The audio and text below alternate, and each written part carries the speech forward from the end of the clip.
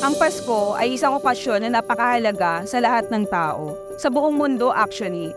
But this is very particular sa ating mga Pilipino dahil parte ito ng ating kultura. We take this opportunity na magpasalamat at magbigay sa mga taong tumulong sa atin. Ang ating pamilya, ang nakakilala, at mga katrabaho. Kaya naman, ang pinakamagandang regalo na pwede nilang matanggap ay hindi lang para sa iisa, kundi para sa buong pamilya. Kung kaya naman, ang Super 8 Christmas Basket ang siyang pinakamagandang ibigay dahil ito ay easily available, hassle-free, at very practical. Christmas is a season of love and gift-giving. And for the Super 8 customers, the better way to show them and share their blessings is to give Super 8 Christmas baskets. We are expecting high demands for Christmas baskets for this season. Especially now, everything is going back to normal. We expect better business compared to previous years. Holiday season is typically high volume selling and the most profitable for Super 8. Alam naman natin na ang Pasko ay panahon ng pagbibigayan. Lahat ng bansa ginagawa, especially ang Pilipinas, isa sa pinakamarami gumagawa nito. Ang pinakamagandang regalo na matatanggap ay ang Christmas basket. This time, since nasa post-pandemic na tayo, marami ng mga companies yung nagbibigay na ng mga Christmas basket.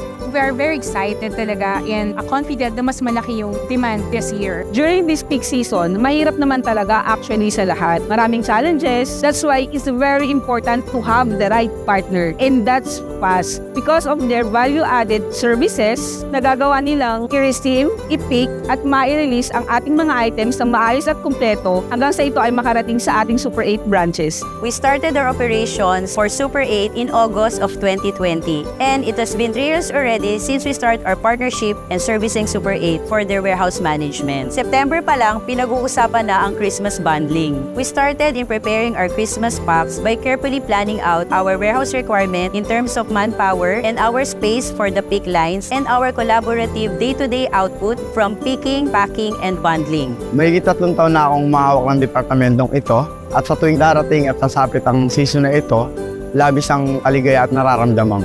Kaligayahan na kung paano tayo makapagpasaya ng isang pamilya at ng ating kapwa Pilipino. Nagiging inspirasyon ko sila kung paano ko pagandahin at paayusin ang isang Christmas basket. Lalo na't nakikita natin nagiging mabili ang ating Christmas basket ng isang pamilya at matutuwa sila. Importante po sa akin na may atid ng maayos ang Christmas at sanitation kasi naalala ko po ang aking pamilya tuwing Pasko ay na-excited din po sila. At para ma-deliver ko po ng maayos yung Christmas basket, dinodouble check ko po yung ating unit na handa at okay para manatid yun ng maayos at walang damage. Itong Christmas bundle na binili ko para sa kapatid ko.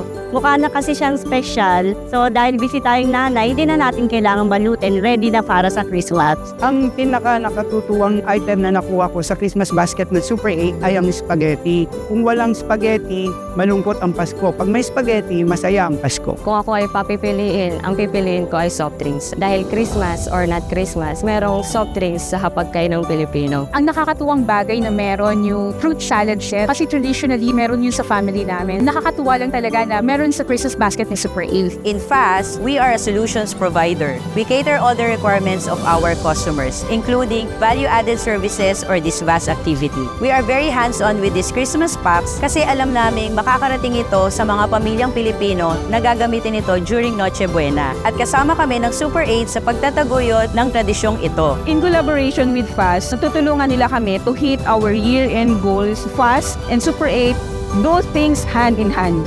Maligayang Pasko sa ating lahat!